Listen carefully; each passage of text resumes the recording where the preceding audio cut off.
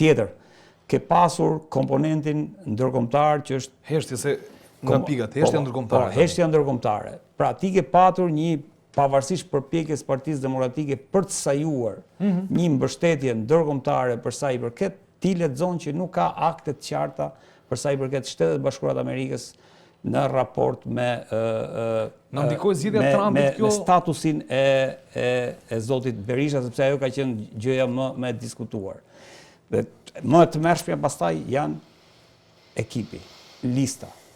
Ti shikon nëpër listat e opozitës, listat e mbyllura të opozitës, ti shikon çfarë?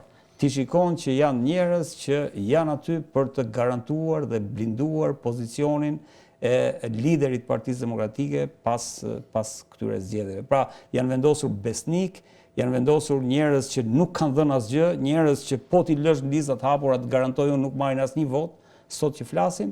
Pra, janë disa element që qytetari që këta e mendojnë se është jashtë loje dhe nuk i kupton, të garantojnë që i kupton prandaj nuk shkon të votojnë, ndaj nuk shkon të votojnë. Jo, është sigurt kjo. Ndërkohë, mosvajtja në votim është një mesazh i qartë i faktit që qytetarët e kanë kuptuar pafuqinë e tyre për t'i ndryshuar gjërat nëpërmjet votës dhe ky është tmerri më i madh, mendoj unë, apo mesazhi më i rëndë i këtyre zgjedhjeve, çka nuk është se po them po e zbulojmë si diçka që sikur shpikëm diçka, por që është tmerr ta mendosh që shumica e qytetarëve nuk besojnë më që gjërat mund ndryshojnë nëpërmjet votës, prandaj ikin. Dhe prandaj shpopullohet ky vend në kuptimin që unë do shtoj vetëm një gjë që 2009 është shumë larg tani. Por e vërtetësh. Unë do shtoj vetëm një element. Marsit se do jo desha të sa hym te biseda faktikisht, por jo unë do të shtoj këtë gjë, pse PD-ja, pse Partia Demokratike pra, është në kotat e veta më të ulta sot, në kuptimin e besueshmërisë publike ose të asaj që quhet entuziazmi i madh për rotacion. Pra, domethënë 12 vite që një parti të pushtet dhe opozita mos ketë entuziazëm dhe mos ketë kaq shumë pathos për ndryshim, unë mendoj që ka 4 elemente. Elementi i parë njëri ka qenë lufta e brendshme në Partinë Demokratike, mas përjashtimit të zotit Berisha. Dhe dihet që grupimi i zotit Basha në pjesën më të madhe të përbërës tij ka ish kryetarë të degëve, të cilët kanë qenë realisht mbledhët punëtorë që mblidhin vota dhe që kishin raporte me komunitetin. Ka qenë struktura organike më e forte që mbante në këmbë Partinë Demokratike. Tani çfarë ndodhi?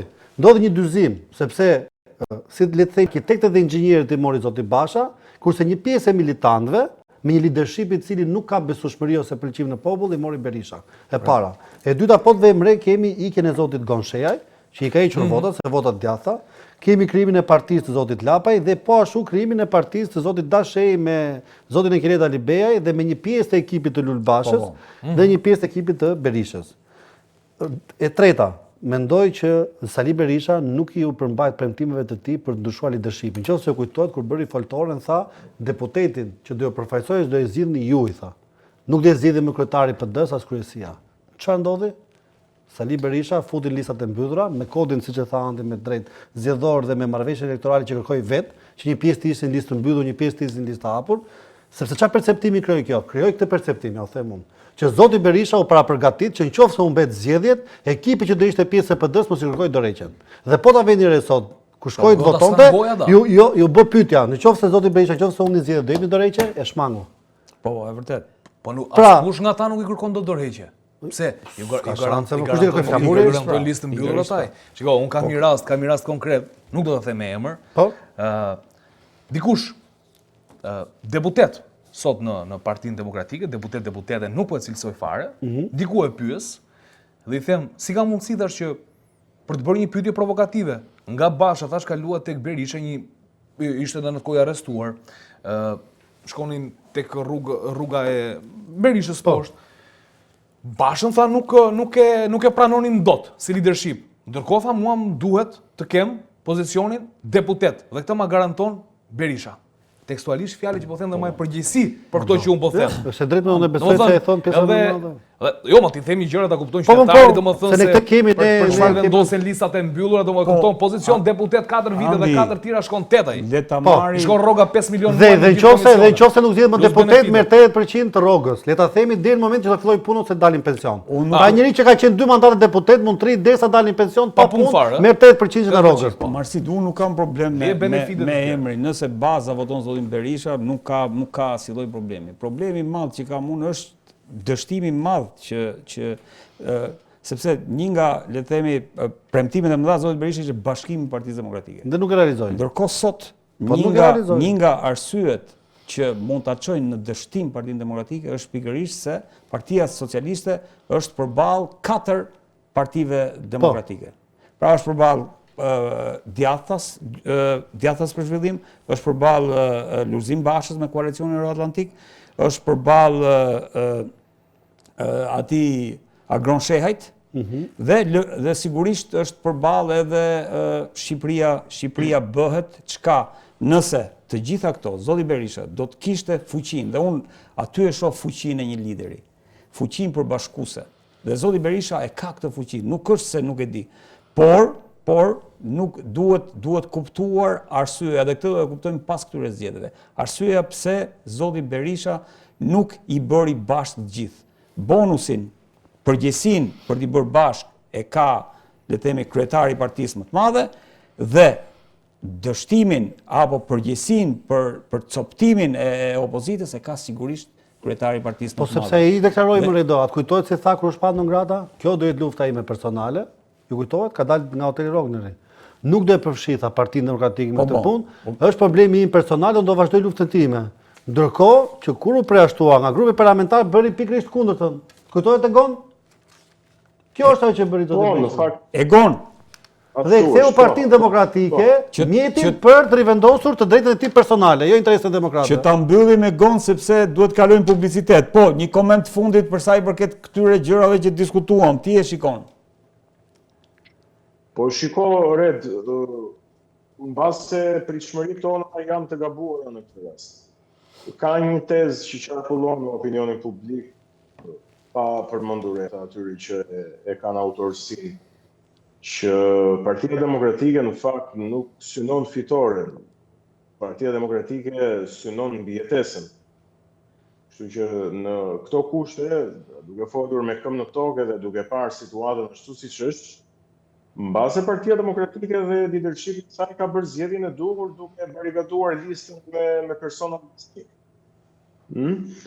Dhe kaq, përkëndër kur nga ana tjetër duhet shohim se sa vota të majta do të arrijë Lëvizja Bashke e Arlind Qorit dhe Partia Social-Demokrate e Tom Doshit i shkëpusin Partia Socialiste. Se sa që Partia Socialiste në këto zgjedhje është përballë 4 partive demokratike. Ndërkohë që duhet shohim në sa pjesë do të pjesëtohet edhe vota e majtë. Pse mendon se Lëvizja Bashk dhe Lëvizja e Doshit do shkëpusin vota nga Partia Socialiste? Aq sa thash të ndikojnë në rezultat apo në humbjen e ndonjë, le të themi, mandati deputeti? Unë besoj që Lëvizja Arlind Qorit do të jetë surpriza i takon pensionistëve.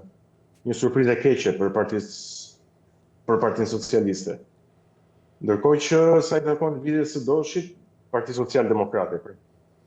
Duhet parë në qarkun e Shkodrës, por mund të ketë surpriza edhe në Tiranë. Keni parasysh që entuziazmi që shfaqet në tubimet e Partisë Socialiste nuk është organik. Nuk është i vërtetë, është një entuziazëm, unë e thash dhe pak më parë. Është një entuziazëm i detyruar. Dhe unë kam shumë raste, tani nuk dita përkthej në përqindje këtë, nuk dua të jem evaziv, abuziv, por di të them që në administratën publike, që mendohet që të jetë edhe kontingjenti më i sigurt i votave të Partisë Socialiste, nuk është aq i sigurt. Mirë, shiko. Kjo ndoshta ju e thatë që mund mos jetë organike për sa i përket saj, thatë për pensionistët, por nuk kam bindje që pensionistët në Shqipëri kanë një lloj trashëgimie kulturore dhe mendimi për sa i përket mënyrës se si duhet votojnë që nga periudha komuniste, kështu që e shohin e shohin në Partinë Socialiste shumë pranë tyre. Sigurisht mund të ketë një lloj firoj që mund të shkojnë drejt Partisë Lëvizja Bashkë në këtë histori, por nuk e di nëse ka qenë e mjaftueshme, le të themi fushata që Arlind Qori apo mundësitë që mund të ketë pasur, se do dhe mundësi financiare, do burime njerëzore, do burime mediatike dhe kanale komunikimi, nuk e di nëse i ka pasur dhe që, një rrjet social, ku aty Arlindi ka bërë fushatën të mund të shkojë një pensionisti dhe thash, trashëgimia e këtij mendimi në raport me PS-n dhe partinë se shohin si një lloj trashëgimie të së shkuarës, kam përshtypjen që nuk do të rezultojë e tillë gon, por megjithatë do duhet presim ose çfarë. Jo, ajo që e gon, ajo që mund të them unë në raport se teza jote është interesante, por ka një problem. Të gjitha partitë që unë të citova janë parti që janë shkëputur drejt për drejt nga Partia Demokratike. Lëvizja Bashkë nuk është një çarje brenda PS-s. Lëvizja e Doshit nuk është një çarje brenda koalicionit, por jo brenda PS-s. Dhe Ramën ti dëgjon shpesh që do të 74 i ka patur pa Doshin në ndërkohë që le ta themi gjithë partitë e tjera të vogla, për shembull vetë zoti Lapaj ka shprehur interesin dhe më përpara dhe ofertën e tij, e diu nga burimet time të brendshme dhe mbaj përgjegjësi për këtë që ka dashur të bashkohet Partisë Demokratike. Madje vitin 2017, nëse kujtohet, ka qenë edhe në çadër, ku fliste për liderin e madh Basha, si lideri i opozitës, si kryeministri i Arçëm dhe unë kam nga burimet mia që ka kërkuar të jetë pjesë e listës për deputet në vitin 2021 dhe zoti Basha e ka refuzuar. Kështu që në këtë kuptim zoti Lapaj, nëse kujtohet kur zoti Basha bëri thirrje për koalicion dhe nuk pranoi në asnjë mënyrë të bashkohej, ka qenë një lloj akmarrje për dorën e shtrirë të cila nuk ju pranua. Njësoj siç ndodhi me zotin Noka dhe zotin Xhabafti, i cili i tham ke ftuar për kafe dhe unë s'kam erdhur. Pra, le ta themi këtë gjë, partitë e reja kryesisht i kanë prishur punë të djathtës. Regjia ka problem me kamerën, se s'po e kuptoj. Ka probleme kam, okej. Po, dhe janë partitë e vogla, Redo, janë që të gjitha, flas për Partitë Mundësia, Koalicioni Euro-Atlantik, Djatha si 1912, Shqipëria bëhet, janë që të gjitha parti me vokacion të djathtë. Dhe këto parti kryesisht marrin vota të djathta. Presim ndonjë konfederat opozitare në një moment. Po i uroj që Egon, ne duhet të kalojmë publicitet, falenderoj shumë që të kisha. Faleminderit Egon. Faleminderit Egon. Kënaqësi. Ndërkohë kalojmë në publicitet për të rikthyer më pas dhe për të vazhduar në këtë maraton të zgjedhjeve pak tek SPAK, ku kanë përshtypjen për të parë se si po ecën. SPAK-u e kishin, po ja që kaluam te politika. Egon, përshëndes. Mirë, të kalojmë publicitet.